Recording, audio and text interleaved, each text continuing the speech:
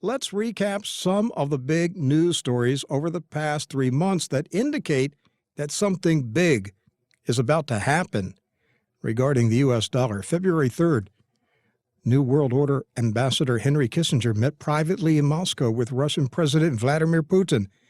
February 10 and 11, Saudi Crown Prince Mohammed bin Salman bin Abdulaziz attended a NATO summit in Brussels. March 11, John Kerry traveled to Saudi Arabia. He went to the vicinity where 350,000 soldiers were participating in the Northern Thunder military drill in preparation of a future invasion of Syria.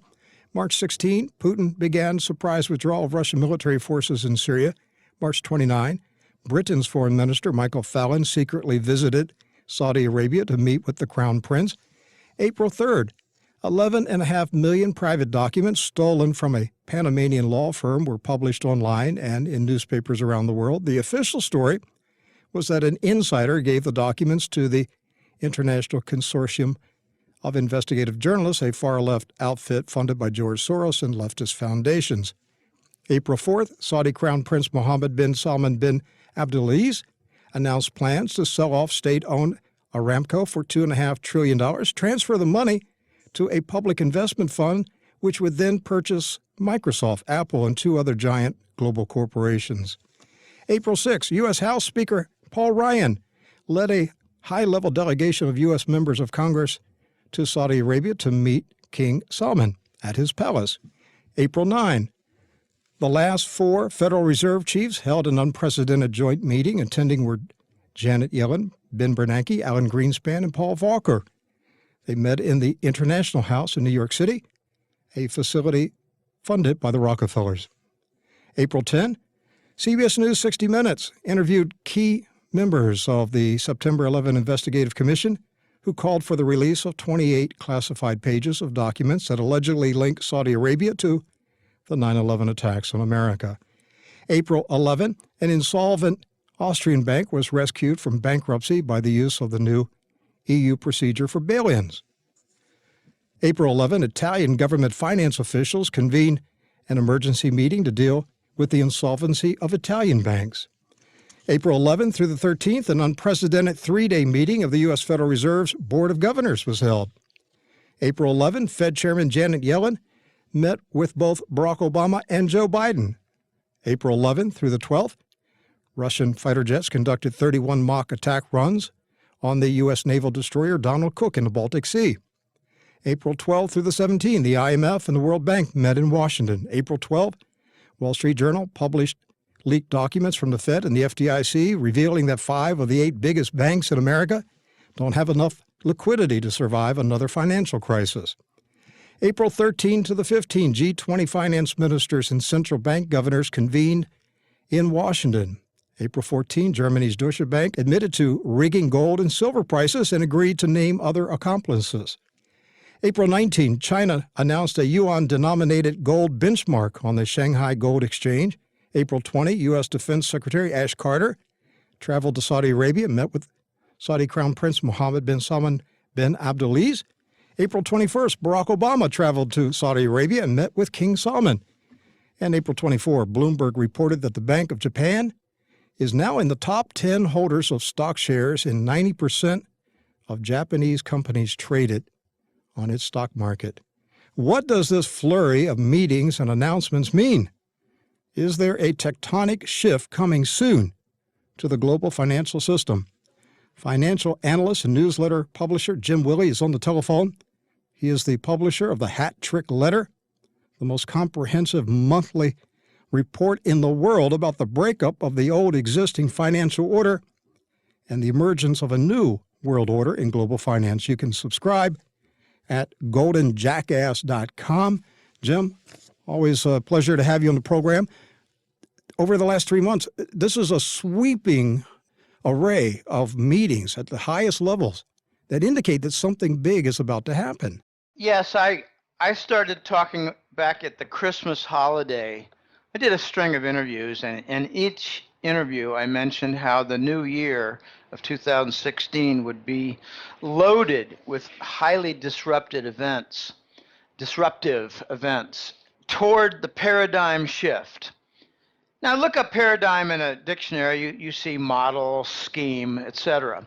We're seeing a shift in progress of power moving from west to east. And the West is having numerous meetings at the highest level in order to handle and manage and try to react to their lost power, to the disruptions to the system, and possibly, probably, a banking system breakdown. You mentioned a lot of items, events on your chronology. I'd like to go backwards because I put a little arrow on 4 of them. Deutsche Bank announced gold market rigging. That is going to open the Western doors for viewing the corruption in the gold market. At the same time, Shanghai opens up their gold fix, the gold pricing fix, and the RMB-backed gold futures contract that will actually deliver on gold. What a novel concept. A gold contract that will deliver on gold. Imagine buying a car where they tell you when you look to pick up the keys, sorry, you can't buy a car here. You can't pick up your car here, but you can buy another one. How absurd is that?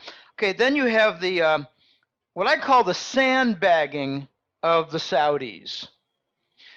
I've been talking for 2 years about how the UBS and Credit Suisse crime scenes were really nothing more than ruses for the British and American bankers to take control of UBS, Credit Suisse, and to steal the Arab gold. Mission accomplished. Now you have the meetings of the president, vice president, Federal Reserve chairman, and you left out one, the White Dragon Society member, who called the meeting. The meeting was to inform them that at a future unspecified date, the dollar would no longer be accepted in global trade. Jim, for people who don't know what you're talking about, who and what is the White Dragon Society? Well, it's ancient Chinese families. Old dynasty money? Yes, yes. It's sad, but most Americans don't know much about Chinese history. I did a little research when I was in college because I wanted to name a Siamese cat, and I named him Ming. I'm sorry, but I just had a Chinese-born client in Singapore send me a list of the dynasties of China and the years. The Han, the Wu, the Hua, the Ming, the Qing, with a Q, Q-I-N-G, King. Wow, they go back 5,000 years. Okay, now, the United States has a bunch of elite folks. I'm going to get to the answer of what the White Dragons are. The Americans, U.S., has the Rockefellers. We've got a lot of others. We got Morgan. We've got, well, lately we've got Gates. And some really vile characters like him. He's responsible. Bill Gates of Microsoft is responsible for 100,000 paralysis cases in India because he developed a wonderful polio vaccine. He's now a wanted criminal in India. Okay, we've got a lot of elite. Okay, we've got Carnegie. We've got all kinds of different magnates from the 19th century. Edison, that's General Electric.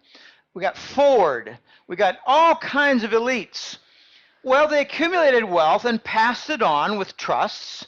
So the US-based elites are in command of a few $1 trillion probably. Let's ignore Papa Bush because his $5 trillion is all illicit from narcotics. So let's leave Bush out. Let's leave Clinton out. They stole $1.5 trillion out of Fannie Mae. So let's leave Clinton and Bush out. They are best friends that cross the Democrat-Republican line and make a mockery of political alignment. Okay, the Chinese have the same, Rick. They've got dozens and dozens of wealthy families, and they stay to the sidelines, stay in the shadows.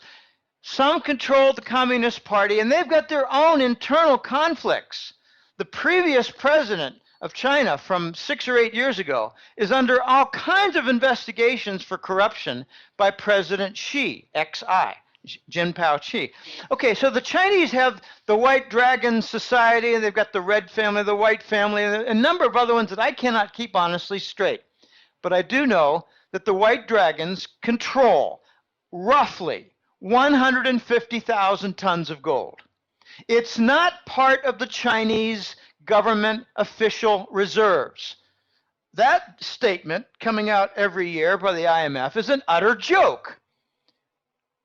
The Russians have 25 to 30,000 tons. The Chinese have ready and willing and able about 25 or 30,000 tons. But when you count all the private families, they have 150,000 tons. When the U.S. announces their tonnage of gold, they mention deep storage gold. But when it was legitimate, did they announce what the Bush, Rockefeller, and Clinton gold vaults contained? No. It's Fort Knox, which was pillaged. That's all they mentioned. The official gold reserves never include private families. So the point was that the White Dragons called the meeting with the president, vice president, banking officials, congressional leaders, and Federal Reserve chairs, along with past chairs going back to Volcker. Bernanke, Greenspan, and Volcker.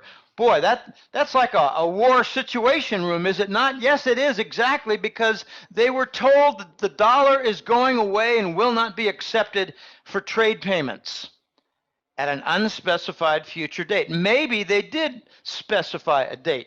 Okay, so the last event of the four that I like to highlight is one you didn't have, and that was when Patriarch Kirill met Pope Francis of the Vatican.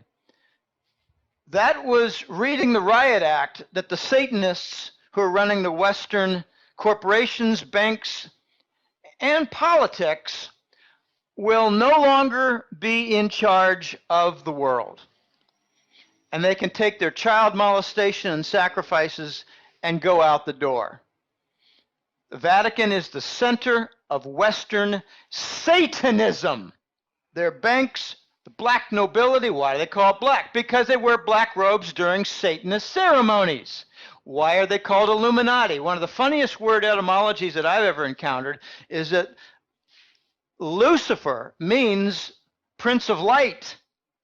Lucifer, lux, Latin lux, Spanish luz, L-U-Z. Translucent, light coming through. Lucifer is the Prince of Light. I call it Prince of Darkness. I don't go along with their game. The Vatican is the center of global Satanism and is the headquarters for most of the narcotics and most of the security agencies like Mossad, MI6, and Langley. Okay, they read the riot act that Eastern, not mysticism, but Eastern Christianity is going to take control, and they wanted cooperation to do this peacefully to get the Satanists and their Agenda 21 of global destruction out the door. And meanwhile, they're going to install the gold standard to make sure that everything is fair. Now, I don't really care what the religions of the East are. What I care is they want fair commerce, Rick. Fair commerce and fair banking and fair savings and fair currencies with the gold standard. Trade, banking, currency, gold standard. The East favors it. I don't care if they're Taoist, Buddhists, or whatever. Confucius, I don't care. Many of them are Christian. The Russians tend to be Eastern Orthodox Christian. And Patriarch Kirill made a historical meeting to the Vatican. There's a lot of crap going on with the former Pope Benedict and the new Pope Francis. Benedict, I hear, was, I had to learn some of these things. Prince, yeah. Pope Benedict, the German, Ratzinger, was on a cleanup mission, and he got kicked out. So what do they replace him with but the fascist Pope from Argentina, who's under murder investigations, but they will be on suspended hold while he's Pope. 40,000, mostly young Argentinians in the 1970 decade were disappeared, murdered. My brother's second wife is a woman from Buenos Aires, and I had a dinner with her back in 2005. I remember it like yesterday, where I asked her about the disappeared ones. Did you know any? And she knew two. I said, how many were there? And she said, oh gosh, 30 or 40,000 of them, Jim. I mean, every church had a big poster where they put pictures. Have you seen my brother? Have you seen my husband? What was Pope Francis's connection to the disappearance of these people? He was a bishop of Buenos Aires, and he was the best buddy of, I think his name is Videla, General Videla. I think I might have one letter off, but there's a general of the military junta in Argentina from the 1975, 8, 9 era. Pope Francis Bergoglio. Bergoglio was a best buddy and worked within the church to root out the activists and have them kidnapped. There are 2 murder investigations going on right now, and there's no statute of limitation on murder. He was very closely related to 2 of the murders, had a direct hand, and that murder investigation has been going on for several years. You know, they get political pressure to suspend it. Then it continues because someone didn't get paid off or someone doesn't like Bergoglio. I refuse to call him Pope Francis. He's the fascist pope. You're referring to the Argentine death squads of the 70s. Yes. Yes. They call them the disappeared ones. 40,000 of them. All right, so Russian Patriarch Kirill laid down the law and told the Western Illuminati Luciferians that their day was over, and there was going to be a shift not only in the financial realm, but in the spiritual realm also. Is that what you're saying? Yes, I believe there is a spiritual side to that, yes. But they were basically told that the central bank franchise system, the Rothschild is one of the biggest Satanists in the world. So is David Rockefeller. They don't like to talk about it. I don't want to get into religion and Judaism and all that, but there's a mix of the Satanists with that. I call it hiding in the synagogue. The Satanists are hiding in the synagogue. They don't go to the synagogue. They just hide with the synagogue dogma. But they were told that the Western central bank franchise system was going to be dissolved. They would either conform or go away. By conform, I mean follow the gold standard. And the White Dragons have offered the U.S. government a lease of, let's just call it 10,000 tons of gold. And when you hear the argument that, oh, there's not enough gold to go around to cover all the money, that's because we polluted with so much money, false money. We're up something like tenfold in the money supply since the 80s and 90s. Okay, there's plenty of gold out there. Just reprice it at $10,000 an ounce. And that's what's coming. The White Dragons say, we want a price range of $10,000 to $12,000 per ounce for gold, and we want a price range of $250 to $400 for silver per ounce. And get that gold-silver ratio back in line about 30 to 1.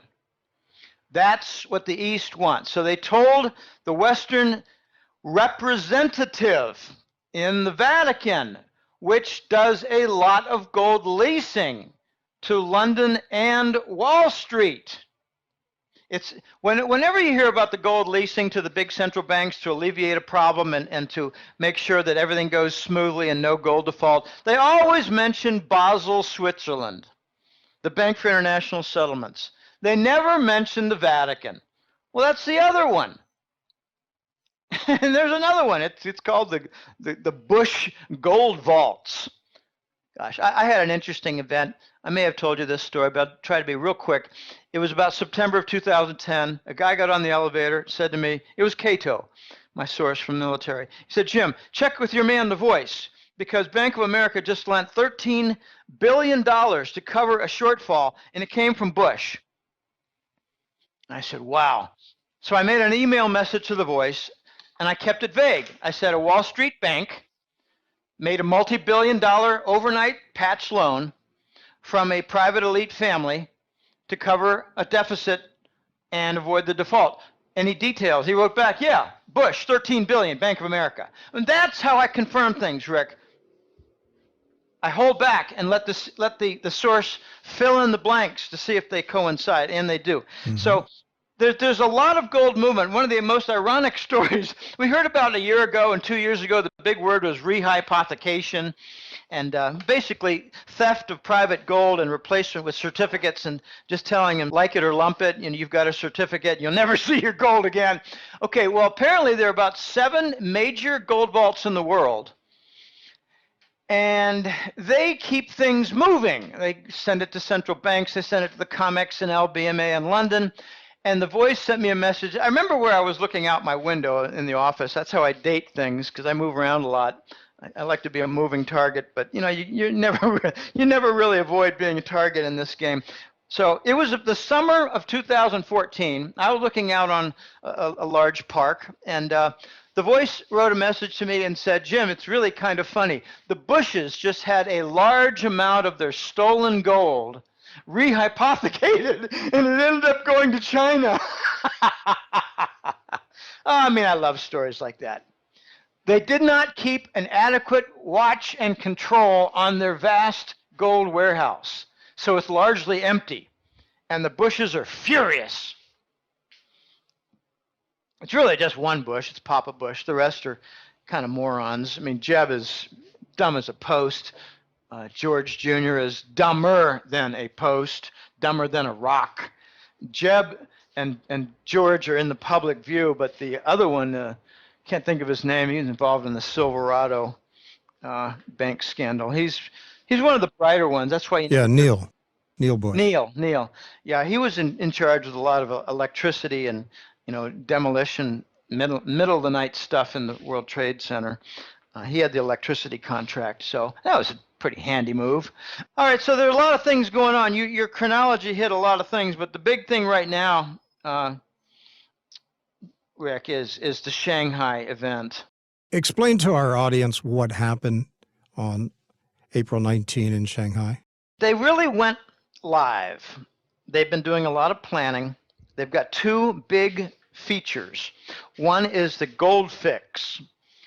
With all the corruption in the gold market, revelations from Deutsche Bank and Barclays, and no one ever went to jail in London or in Deutsche Bank or in Wall Street. They just committed trillion-dollar fraud and said, well, what are you going to do about it? We can't prosecute this because it would bring down the system.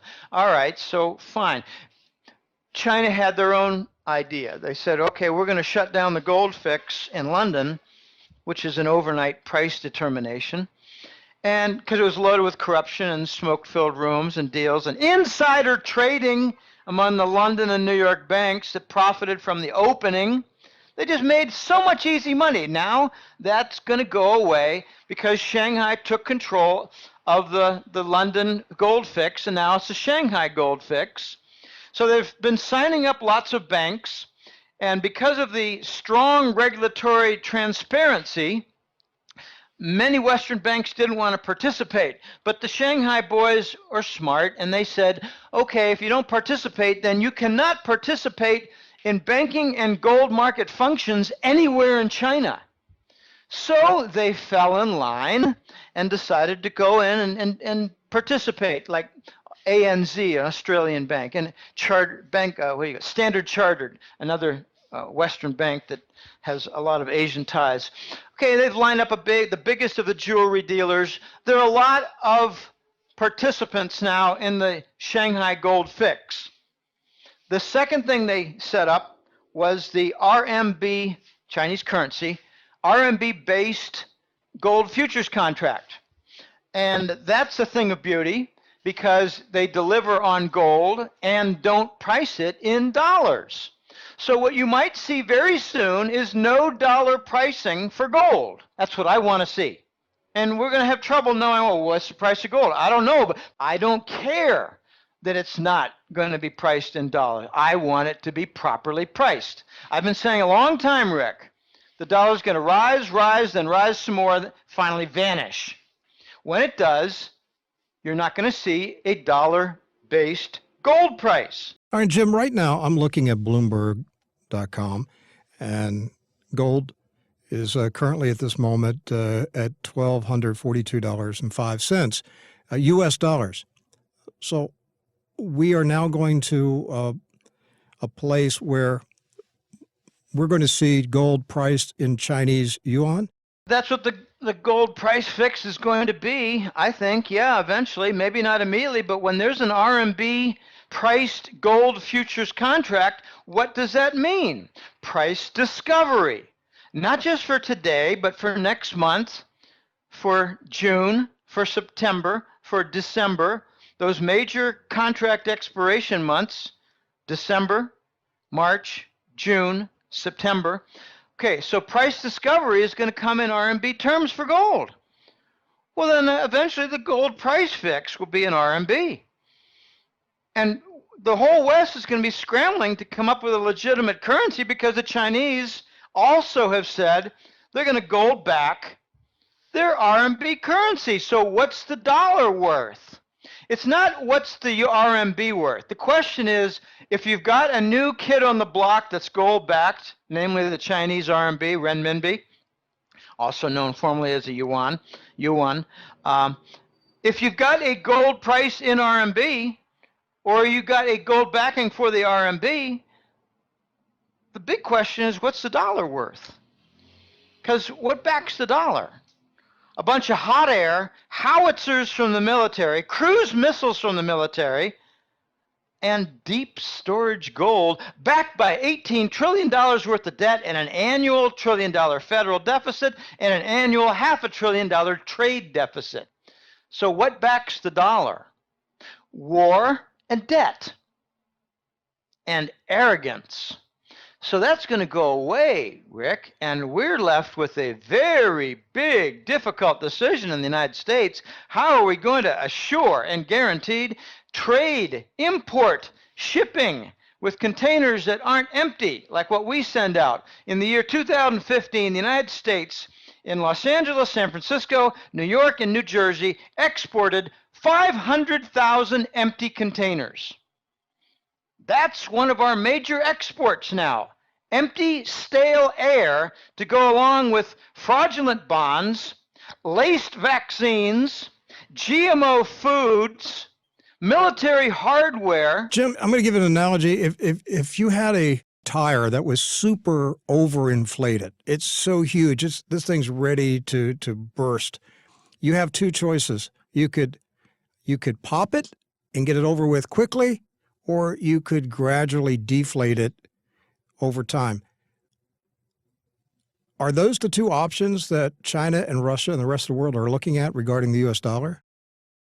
Yes, and based on the recent examples and attitudes and actions, there's no way to slowly let it out. It's going to either pop or just be pushed to the side.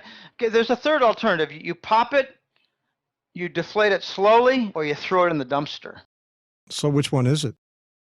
They're going to throw it in the dumpster. And the U.S. is going to have two alternatives.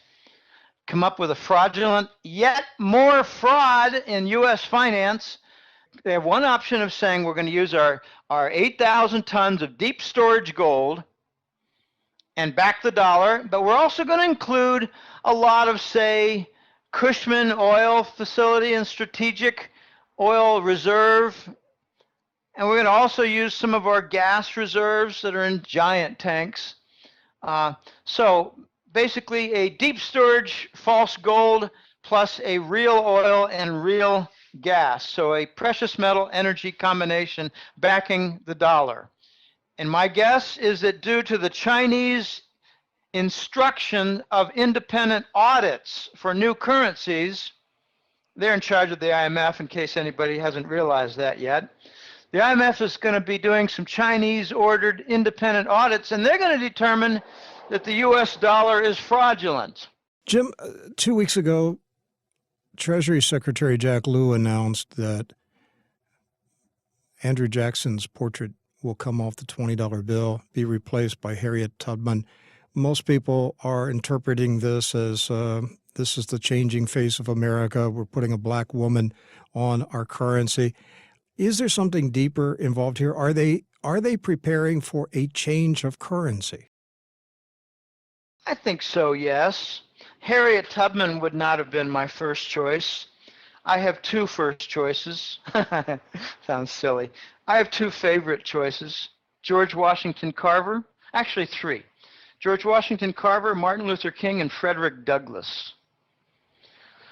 Carver was a scientist known for the peanut research. Martin Luther King was a civil rights activist, and Frederick Douglass was an emancipation orator and not exactly a politician, but a real leader in the 19th century slavery movement, anti-slavery movement. Frederick Douglass. Harriet Tubman, I think, also fought the slavery, but Frederick Douglass is a striking facial figure with wild hair and a very determined look. Martin Luther King is a recognized figure.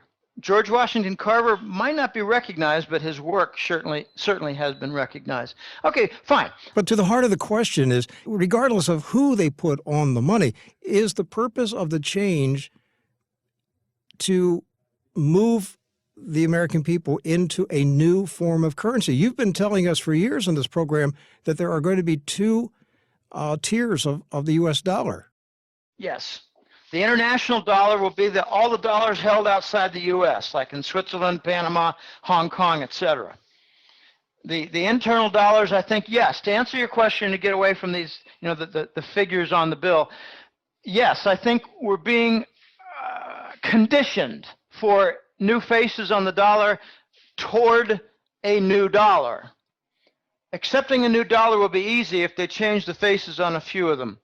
I mean, let's change the $50 bill and bring it back, because, Grant's on it right now, but the $50 bill is going to be really important for buying a loaf of bread or a gallon of milk, because it's going to cost about that. Okay, I have a comment. It's nasty, but it's real. Go for it. We've got a Kenyan as a president. Why not have more Africans on our bills if we're going to be a true third world nation? I just like them to be good, solid black Americans like Carver, King, and Douglass. Maybe they could put that woman in Selma, Alabama, what was her name, insisted on riding on the bus and not in the back. They maybe put her on the $100 bill. Now, I love Franklin. Franklin is one of my heroes, and he's the face that I have for my Skype account. Franklin is one of the greatest Americans who ever lived. So let him stay on the 100. This is nasty. We're going to have a new currency, so they're maybe conditioning us with a new face. I mean, let's not replace Lincoln on the 5. Now, there's some significance here that you may not be looking at. Again, it's the figures, but Andrew Jackson was on the 20, is on the 20.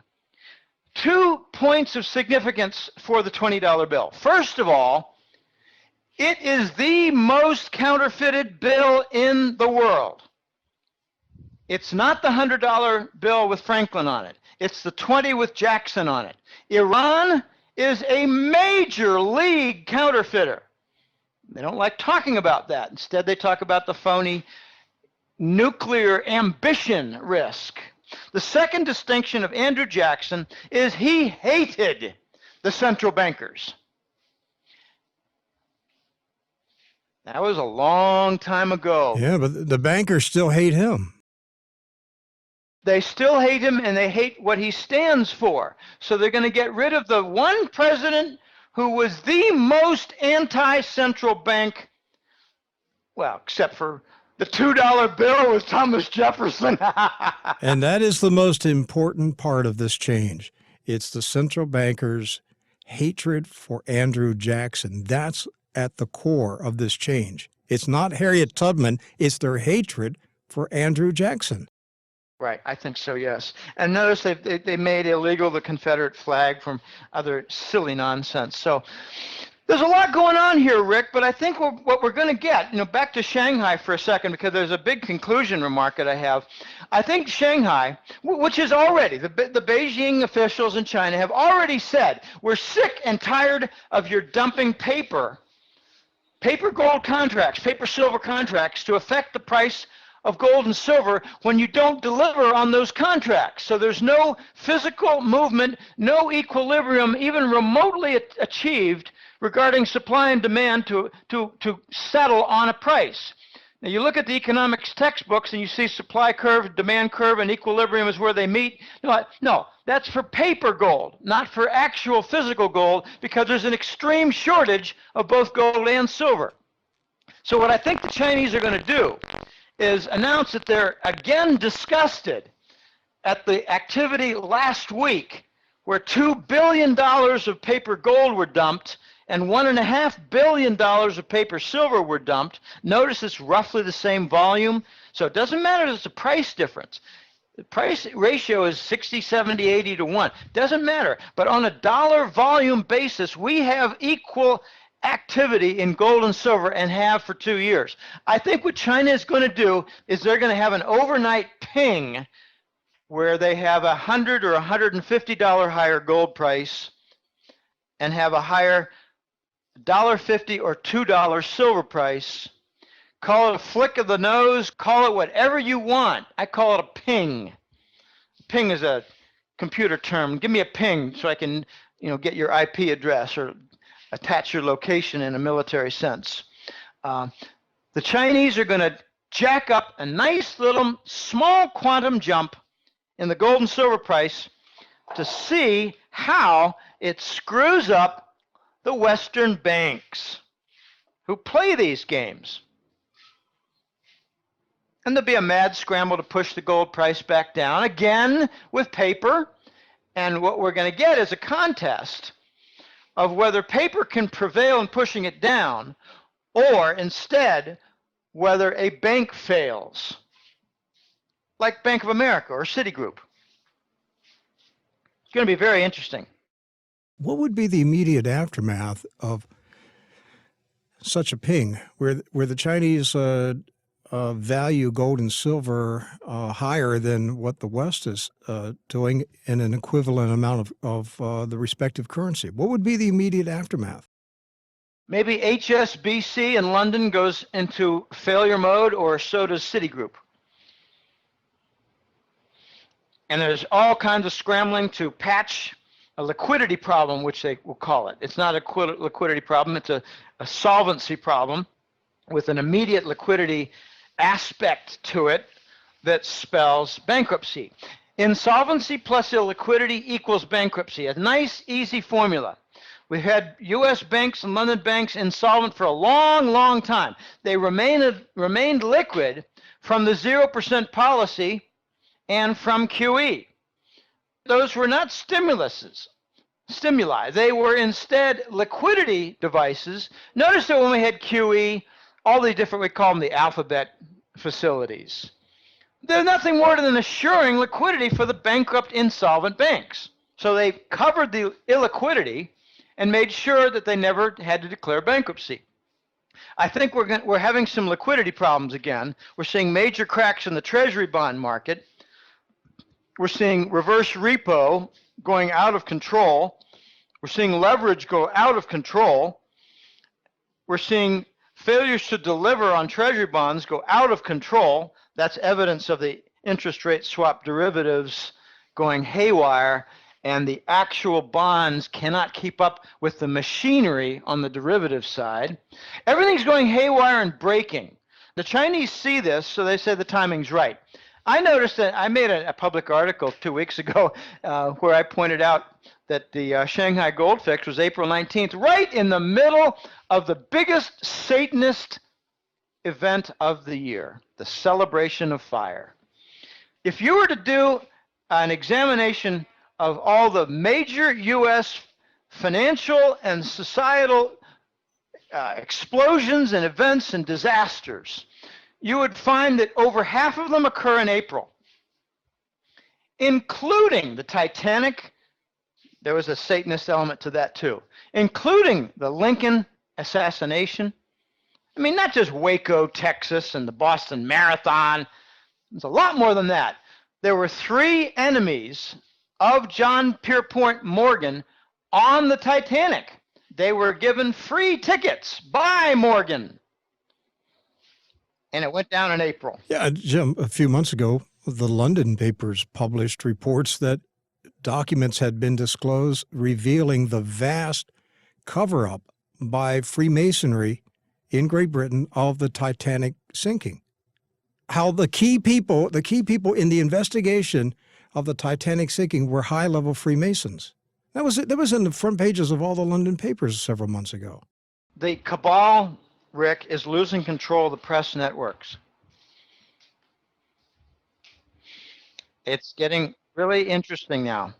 By the way, of the three elites that were on the Titanic who perished, one of them was the founder of Macy's.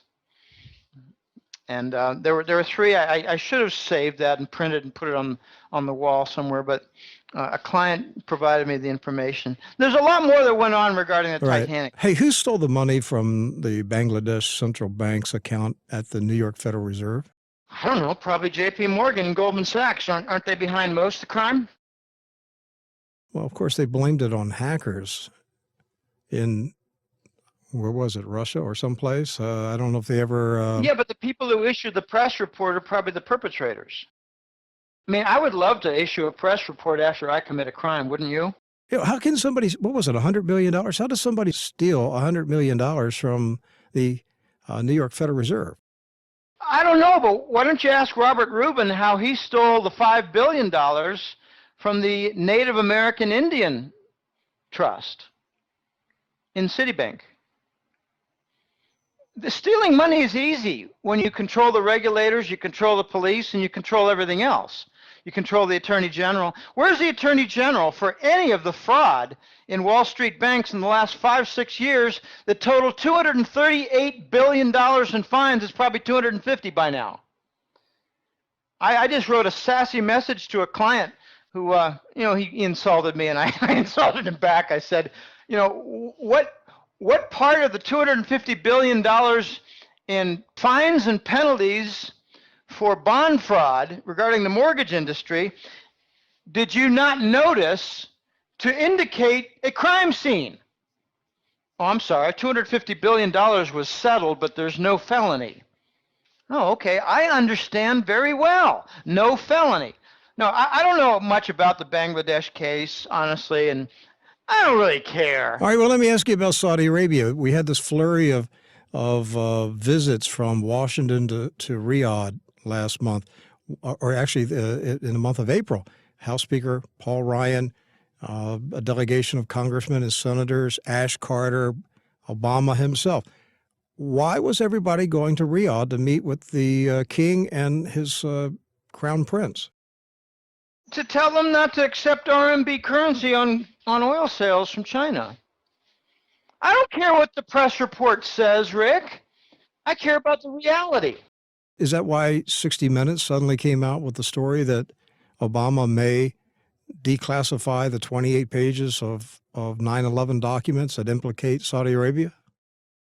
Oh, I don't know, but how about the New York Police Department captain who wasn't permitted to testify at the commission about all the bombs he heard go off in the basement? I don't care about Saudi Arabia. That's a scapegoat. Look, we stole their gold out of UBS and Credit Suisse in Switzerland. And now we are making it impossible for them to retrieve $5 trillion, maybe only three. I mean, gosh, maybe it's only $3,000 billion in treasury bonds. For 40 years, they've been the primary agent for the petro surplus recycle. And now they're having liquidity problems in their own stock market and banking system. Where's all their money? It's stolen. We went to China, we went to Saudi Arabia to tell them, don't work with Russia to create a new price outside the dollar. Don't work with China to accept the RMB. And don't try to retrieve your money or we'll have you guys killed. And keep up with your military weapons purchases from the U.S. military industrial complex on your Yemen and ISIS wars. So we're throwing the Saudis under the bus after stealing their gold and stealing their treasury bonds and forcing them into a war with Yemen. What's in Yemen? Oil reserves to replace their depleted Saudi reserves. This is a kill job. We're about to kill off the Saudi regime and make impossible their recovery of $3 to $5 trillion in their savings after we stole their gold. Thank you very much. That kept the gold price down. All right, there's an interesting time frame that appeared in the news reports today of when these classified Saudi documents will be released in Washington. It's late June, early July. That's kind of the timing of when I think things are going to break, Rick. This is a scuttle of the Saudi regime. If they don't do exactly what they're told, the prince is going to get murdered. Prince Mohammed bin Salman is going to get murdered. You're talking about the young 30-year-old crown prince. Yeah, he's hardly the crown prince. He's the unannounced king because his father he's watching cartoons in the back. He's senile. King Salman is senile. His son is out of control with a love of war, emptying some prisons and giving them two choices. We'll cut your head off, or you can join the ISIS army. I don't really know how I would react to a choice like that. How would you react? What do you think about the prince's decision to sell Aramco? Desperation. Don't they own $3 to $5 trillion in treasury bonds? Why do they need cash? Rick, seriously, why do they need cash? They're wealthy because their gold and treasury bonds have been stolen. Why do they need cash? Why is the forward on the Saudi rial currency going haywire? Because they're out of cash. Why are they out of cash? They're wealthy. We threw them under the bus and stole their assets. That's why. They're cutouts for the British, and they've served their purpose. The petrodollar is gone. We have Algeria and now Nigeria, two OPEC nations, now accepting RMB currency for oil. Algeria and Nigeria are both accepting RMB currency for oil. OPEC is now almost gone. Are you saying that the Saudis are simply being written out of the storyline, out of the script? It's time for them to exit the stage. Yeah, they'll go back to a Bedouin society with a Mecca. Maybe they could charge a heavy tax for all the pilgrimage folks coming to Mecca and Medina. So London and New York are done with them, and they're just going to discard them. If they don't do what they're told, they're going to be murdered. Yeah. And how easy is it to murder a head of state? Well, gosh, ask the Brazilians about Campo. Gosh, ask the Venezuelans about Chavez.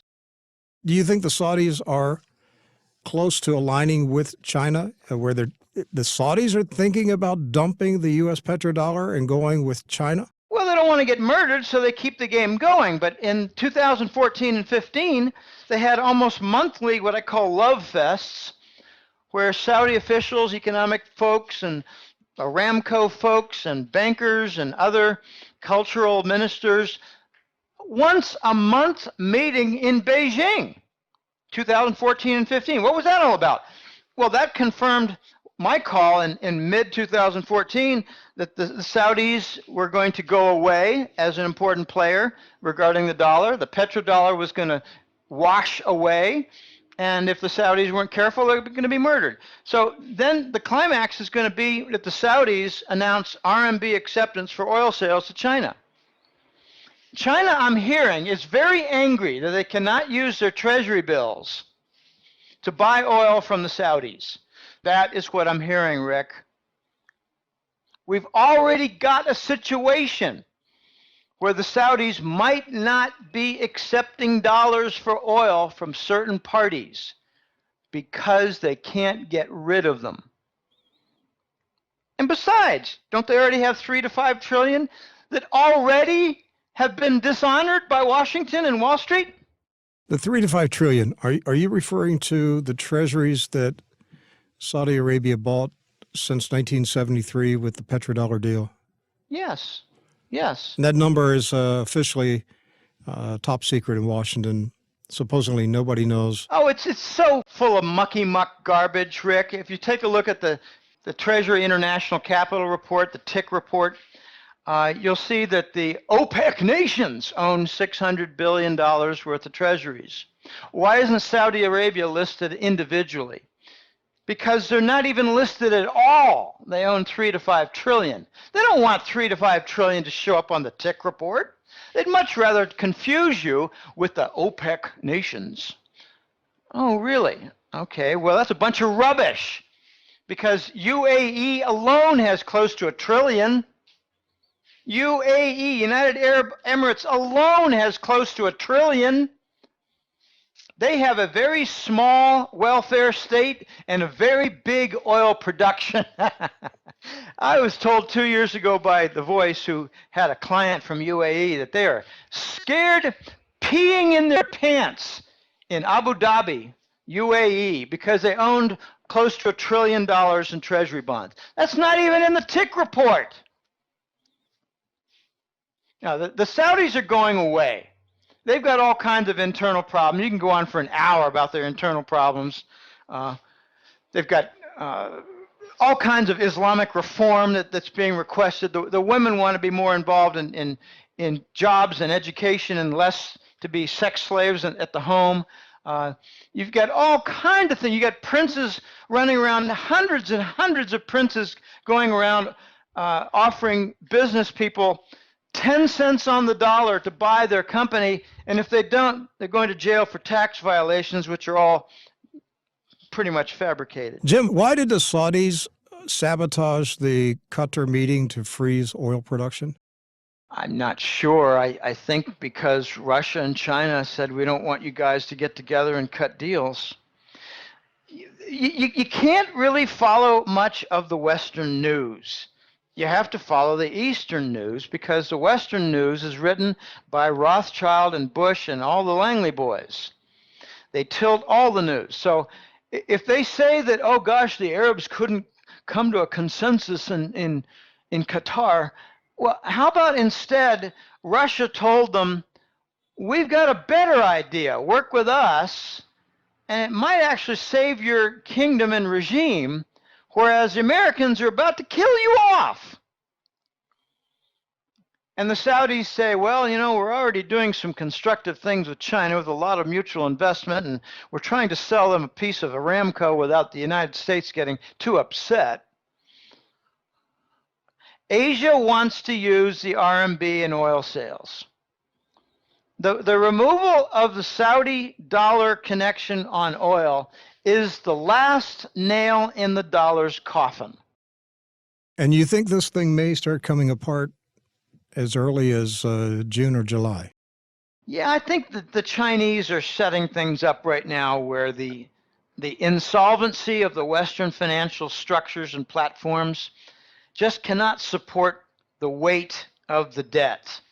Notice that all the fixes for the post-Lehman crises have been more debt and more free money. Free money has the effect of ruining capital structures, because when you introduce new free money, Rick, I've been making this point for a long time now, and it's amazing how few economists latch onto it, because they just don't want to be caught in doing effective economic analysis. If you print out a bunch of money and throw it in the system, the smart players will buy up tangible goods, and that will increase the cost structure and remove the profit line and shut down a business. That's why the economy is deteriorating at an accelerating rate right now in the United States and the West. It's from 5-6 years of QE and hypermonetary inflation, Zimbabwe style. We're in a late stage here, and I don't know exactly how it's going to happen, but I think we have some risks with the energy sector and the credit portfolios for the big banks. They just can't hide it anymore. The Dallas Fed, 2 months ago, I think it was February, they announced, well, they didn't announce, they had a secret meeting, because, you know, announcing it would be an honest thing to do. No, the word leaked out from one of the members at the meeting that the Dallas Fed was encouraging the banks not to mark to market the credit portfolios, but instead to work with them on asset sales, and those weren't working well either. They're only getting 30 cents on the dollar on assets like, you know, drilling rigs. Who wants to invest a lot of money in a drilling rig when the price of oil is down near 30 and 40? Okay, so you have energy sector risks for the big banks, but you also have derivative risks, because the petrodollar is being dismantled. And what that is is the big multi-billion, trillion-dollar contracts linking the dollar, the euro, and the British pound to the oil price. They're all being dismantled. And Bill Holter has called it the dollar margin call. Okay, you're dissolving these huge contracts, and they're denominated in dollars. So the people who own the contracts are saying, well, I want my dollars. Well, that means the big banks have to come up with new dollars. It's demand from new dollars in a margin call on dollar-based debt, dollar-based contracts linking to oil.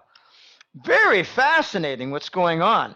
The dollar's not rising due to economic strength of the U.S. economy, which is a real absurd notion that's being promoted by Washington politicians. The dollar's rising because the global economy is deteriorating so rapidly. And other countries like Brazil and Bangladesh and whatever, they can't print money to cover their debts like the Americans can. So QE is preventing the dollar death and assuring other economies and their currencies are declining. And that lifts the relative value of the dollar. You can't say the dollar's strong. You have to say that the other dollar competitors are very weak. Jim, another topic that Americans would never hear if they watched television news networks for 30 consecutive days, 24 hours a day, they would never hear anything about China's new Silk Road. How important is this new Silk Road? I think it is a superhighway for the rest of the world, connecting all the East with Europe. Now, notice when they talk about the Silk Road, they say from Vladivostok to Lisbon, Portugal. Vladivostok is the Pacific coast city of Russia. There's a lot of gas production and LNG activity there right now with respect to Japan. Japan's getting involved in the Silk Road in Vladivostok and what they call it, Sakhalin Bay. It's a big port area. Okay, so you got this superhighway, and the Americans like to say, oh, it's just connecting the old dead Soviet republics, they'll never amount to anything. They're loaded with resources, and they're not using the dollar, and they're developing with growing GDP. How's the U.S. doing? Well, forget about the press reports. I've been saying now since 2008 the U.S. economy is between a -4 and -6% recession every year. And that's been validated by a number of different places. What's the importance of the Silk Road? It is vital for drawing Europe away from the American interests. It is vital for establishing gold-based trade, and following that will be gold-based banking and a gold-based currency.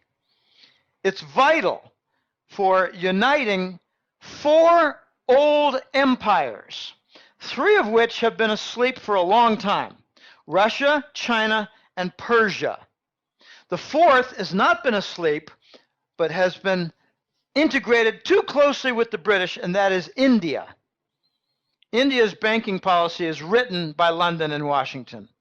That's why they're trying to monetize the temple gold right now, because those temple dwellers will never see their gold again.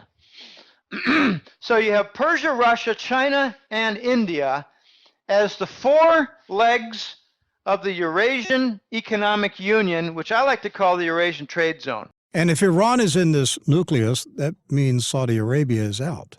Yeah, probably, but just watch how China throws a lifeline to the Saudis. I honestly think the Saudi regime is going to fall. I've thought for a while that it's going to be a matter of months. If the Saudi regime falls, you're going to see a lot of disorder, Rick. You're going to see the Saudi kingdom resemble more the chaotic Yemen organization, warlords, Somalia. Riyadh's going to maybe turn into a real fancy-looking Mogadishu. I think you're going to see principalities emerge from Saudi Arabia, where princes are going to say, We've been kicked outside the conference rooms for too long. We're going to take charge of our little sector and ignore the new fake king in Riyadh. And besides, they're broke anyway. Saudi's broke. Their wealth has been stolen. What part of this is confusing? And they're buying military weapons to fight a war in Yemen, committing war crimes, bombing schools, bombing hospitals, and bombing marketplaces, just like the Americans do in Syria. Where do you think the Saudis learn these tactics? You want to take a few minutes and talk about Syria? Why did Putin suddenly shut down his operation? Was he simply saying, I've accomplished my mission, I'm cutting my losses, I'm leaving, or was there something else happening behind the scenes? He declared victory. There's no cutting of losses when you won. I think he might have wanted to get out of town before Israel did a false flag attack and blame it on Russia. If Russia's not there, then they couldn't have done it, right? But there's an interesting thing going on with Netanyahu and Putin. They're meeting and appears to be on friendly terms, whereas Netanyahu and Obama, stare at each other like two alley cats. Well, who says that Netanyahu and Putin were getting along? The Western press? Yeah, I heard it on True News. I don't know. I'm just saying, none of us are in those meetings, but they do. The two men have, somewhat of a working relationship. Maybe they're shouting at each other privately behind the doors, but Putin and Netanyahu have some lines of communication. I don't care.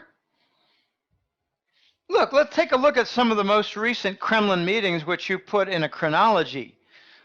Saudi's Prince Salman, and you left out the UAE top sheik, both went to the Kremlin to get yelled at, where Putin read them the riot act as quit funding the ISIS terrorists.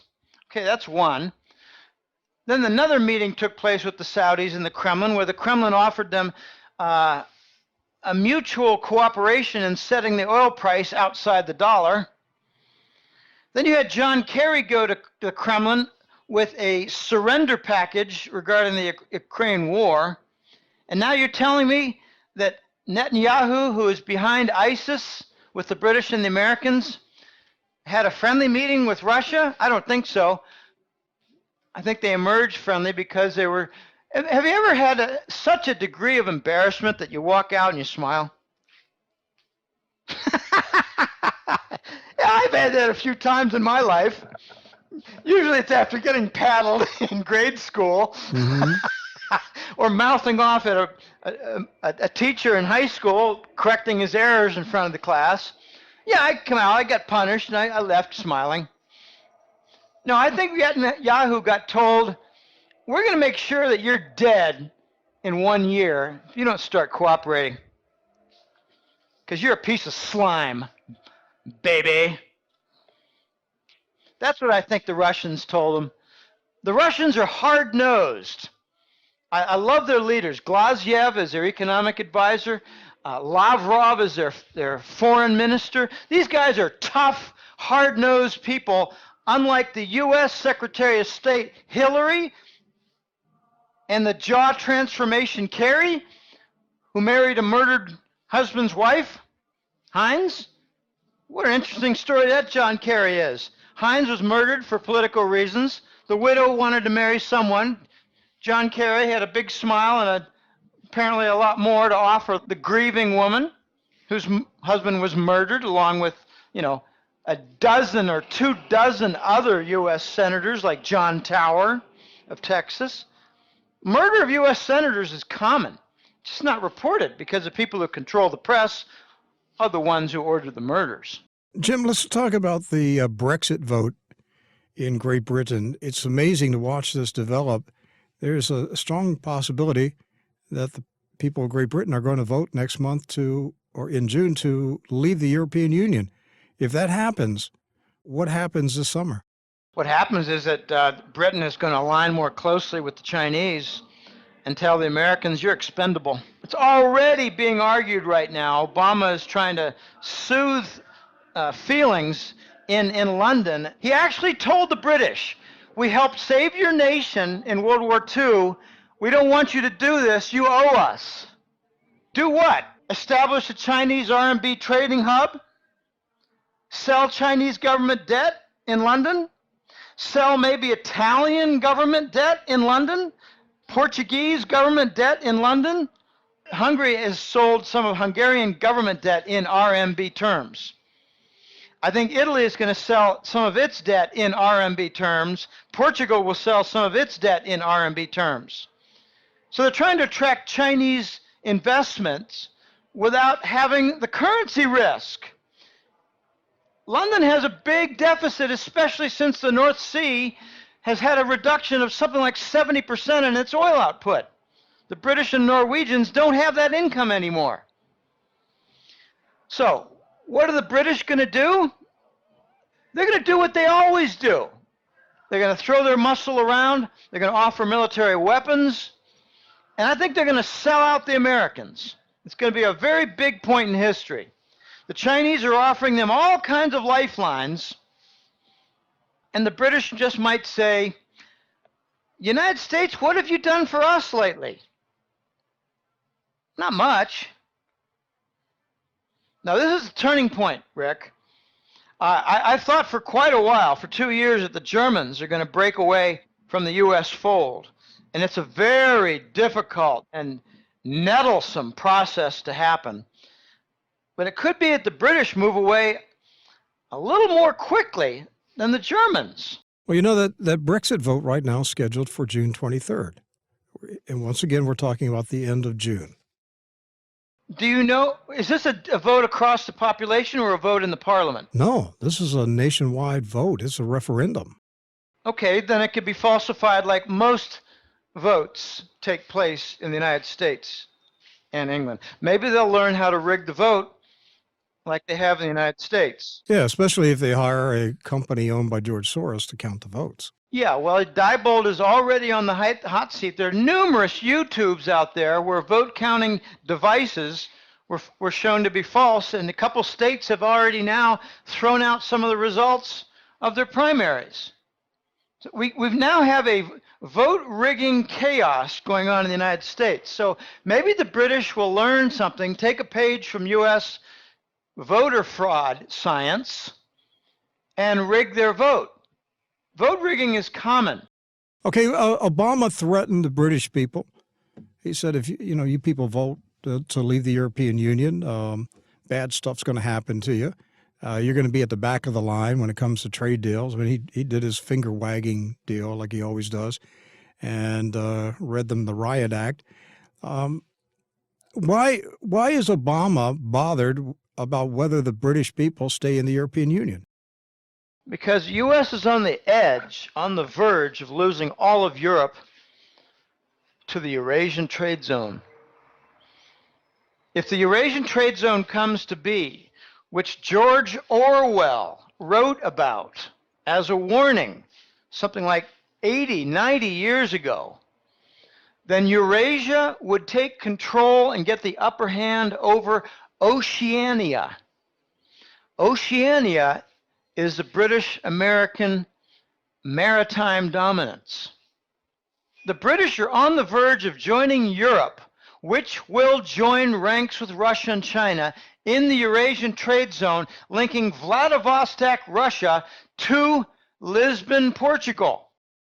They're just across the channel. Why would they want to bother with the systemic breakdown in the United States with voter fraud and gigantic debt, insolvent banks? Why would they want to link up with the falling United States when they can link up with the rising China and Russia? If the people vote to leave the European Union and Obama follows through with his threats of retaliation, would that not drive Britain into the arms of Russia and China? Exactly.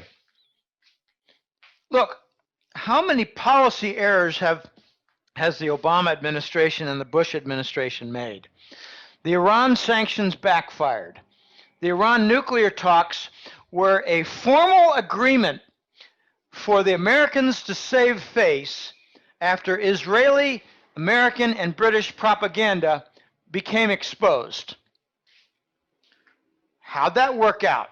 Foreign policy. How did the Syrian war work out? How did pressure with the Egyptian, oh gosh, I can't think of his name.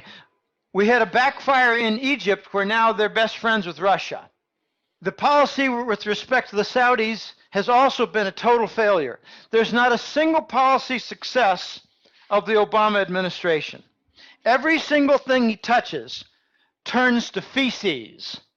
So now they're going to pressure the British and force them into the arms of Russia and China. I hope Obama makes a very big priority in managing Germany, because that will turn out to be a failure also. And it is. Do you expect Germany to also follow in the path to Shanghai and Moscow? Yeah, they're going to they have connections with both. They've seen a drop-off in their exports to China. China's, I think, importing more from Japanese industry and less from German industry. I was told by The Voice 2 years ago that there are 5,000 companies in Germany doing business in Russia. And they don't want to lose that. Right now, this month, you had the president of Siemens, which is like their giant General Electric and AT&T rolled into one. It's an electronics and a communications company. Siemens just made a statement. We want an end to these stupid sanctions. We don't want automatic renewal of the German sanctions, the European sanctions that Germany applies against Russia. He didn't say there's no justification. He said they're doing too much damage. And besides, why should they be automatic? Shouldn't they be voted upon? No! Europe is not a democracy. Europe is a gigantic fascist state run by the European Commission, unelected people. They're trying to do a trade pact, the Transatlantic Trade and Investment Partnership, TTIP, trying to jam it down. Obama went to Germany to jam down the TTIP trade pact down their throats, even though 40 cities had close to 100,000 people in each city demonstrate against it. Yeah, and the American people didn't see those scenes on the news channels either. No, but Hat Trick Letter subscribers did. Hey, I'm going to read to you the opening sentence from Bloomberg News. This story just came out a few minutes ago. ExxonMobil was demoted from the top credit rating by Standard & Poor's for the first time since the Great Depression, as the collapse of the biggest oil market rally in history strangled cash flows. Are we actually going to see giant oil companies like ExxonMobil teetering on insolvency at some point? It could be. Why do you think the Rockefeller family sold 80 to 85% of their energy assets in 2014 and 15? It's not a Rockefeller company anymore, Rick. I know. So they can let it go, right? My guess is they either anticipate buying it back for pennies on the dollar, or they know of a new energy source that's going to be released. I think it's a combination of new energy sources and green energy. Renewables are going to make a very big move with a complete Eastern support. China is now the biggest installer of solar panels in the world. You can't keep this down. The energy sector implosion is not stoppable. If there were no new energy source potentials, the oil price would have rebounded by now. That's a very simple point to make. You look back, you hear some of the idiots out there saying, well, gosh, back in 2009, it bounced back really well. This isn't 2009. And people who think that this is 2009 redux, the only thing that's similar now is that the whole system's breaking all over again because we didn't fix anything. We didn't even try to fix anything. We preserved the big banks, the too big to fail policy. We printed money to make sure they were plenty liquid. And we didn't go back to the gold standard, Rick. If you had to guess where the next systemic Lehman Brothers meltdown will originate, what would you name? Deutsche Bank and HSBC. Deutsche Bank is going to result in lots of different Southern European bank failures, like in Italy and Portugal and Spain. But HSBC might be the fracture from the gold market. All right, let's bring some comedy into the discussion. We'll talk about the presidential election. Do you think the American people actually, will we make it to the November election before a crisis? I kind of doubt it. I need to emphasize something to you, Rick. I don't follow third world politics, so I don't waste my time watching the poll rigging. Hillary managed to buy off poll rigging before the primaries to make herself look good. If you've got a high poll ranking, you tend to get a better primary vote. So I don't follow third world politics, period. For those of us who are currently living in a third world nation, and you had to speculate, who do you think would lead this third world nation after November? Can I say I don't care? Sure, you can say it. I don't care. It doesn't matter, does it? It's a third world country. Who cares? Who cares what the president of Zimbabwe is? Do you? No, not really. If you live there, you might, and that's the only reason you care about this godforsaken country. I don't care who the president is. I care which general will be in charge of martial law. I think his name is Dunford. So, who's going to win? I think Dunford's going to win. Why do you speculate that General Dunford is going to be ruling the nation? Well, if you declare martial law, who cares who president is? Do you know what martial law is? Sure. I mean, I don't need to be insulting here, but if there's martial law declared, the president doesn't mean anything. The Congress doesn't mean anything. It's a general military tribunal that matters. You don't go, you move from common law to military law. Looters will be shot. Martial law. You're making a very good point, because a lot of talk show hosts talk about Obama calling for martial law. The truth is, as you just pointed out, if there's martial law, it's not Obama or the president that's instituting martial law. It is a military tribunal that calls for martial law and implements it. Obama might want to lead the martial law movement on the side wearing a dress. Well, he would have toilet rights. He could use any toilet of his choice. I mean, you wanted it to become comedy, and I'll make it comedy. I mean, we got a gay man couple occupying the White House, having gay parties all over the place, and broke the eye of Senator Reid, forcing him into retirement. There are lots and lots of things going on here. You forgot to mention they beat up Senator Reid's brother the same week. Well, I didn't know about that. Thanks for pointing that out. We've got, Putin calls the Western leaders mutants. Why does he do that? Why does he call Western leaders mutants? He's in particular talking about Western Europe, British, and Americans, because they're a bunch of pedophiles, Satanists, and gays. Okay, is the country ready to go from a gay man president with a gay man wife in an arranged marriage by Reverend Wright in Chicago for the cost of $25,000? Are they ready to move from that to a lesbian woman president? I think so.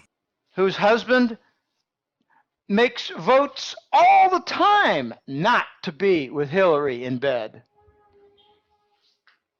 No, I think it's a total joke. I don't waste my time studying it. I do hear things that happen.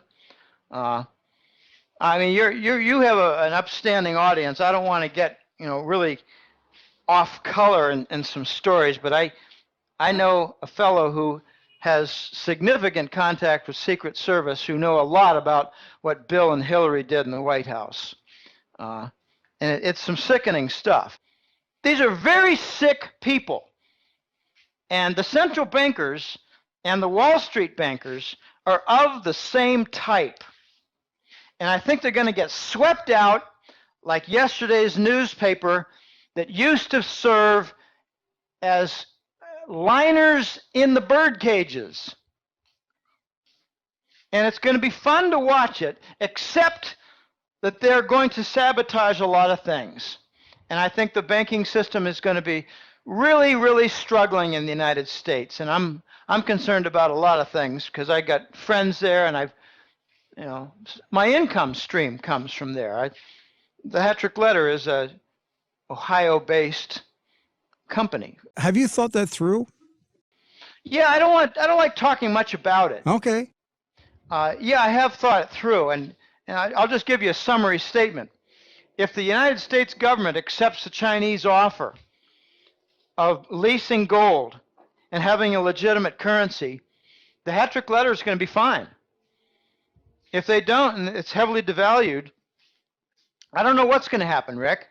How does this work? If China leases gold to the Federal Reserve, how does this work? Well, China basically says, we've got 10,000 tons of gold. We'll lease it to you. We will not put it on U.S. soil where you guys would steal it like you steal everything not nailed down.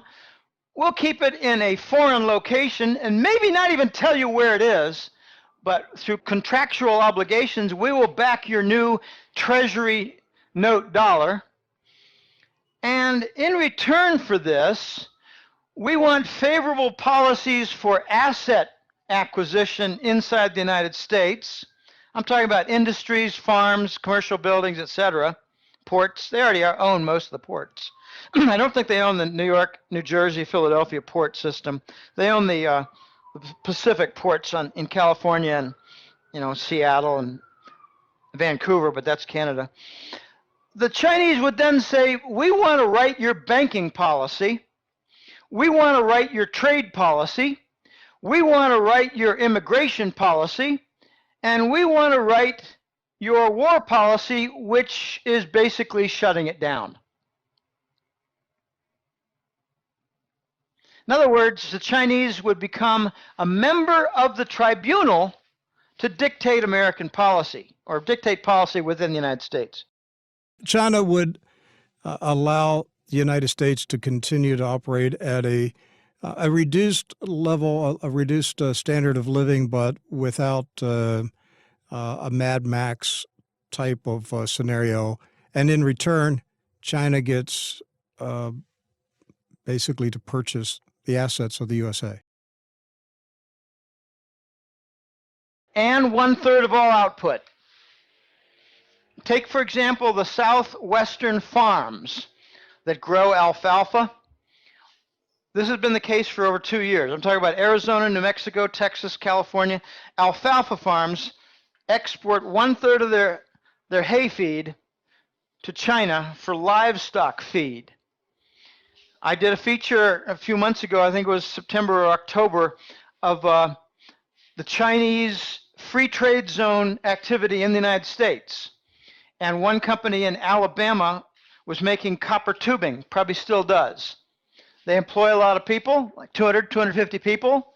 They got some nice grants for, reduced property taxes or things like that, income tax abeyance for maybe a year or two. But the upshoot, I went immediately for what do they produce and where's it go? And there you had it. 1/3 of all the copper tubing output went to China. So the investment of China in the United States is to secure output, but at the same time, it will help to relieve the $500 billion trade deficit on an annual basis. And relieving that trade deficit, narrowing that trade deficit, reducing that trade deficit, that's exactly how you bring about a stable new currency. So the Chinese deal could actually be positive for both sides. I like the way you put that. Reduce standard of living in return for no Mad Max scenario. What I like to say is the Chinese colonization would take place, and the rub, the negative side, would be lower income and very reduced fringe benefits like health coverage, pensions. The pension system in the United States is being destroyed right now. Right now. So China's got something to offer, Rick, and I think what's going to happen is the U.S. is going to reject it, and then they're going to be staring at the 11th hour and realizing third world is right around the corner at 2 a.m., and they'll decide, well, maybe we should take that Chinese deal, and maybe we could just work out some better details where some of the U.S. elite can take a nice, healthy bribe on every single table that the Chinese sit at. Jim, one final question.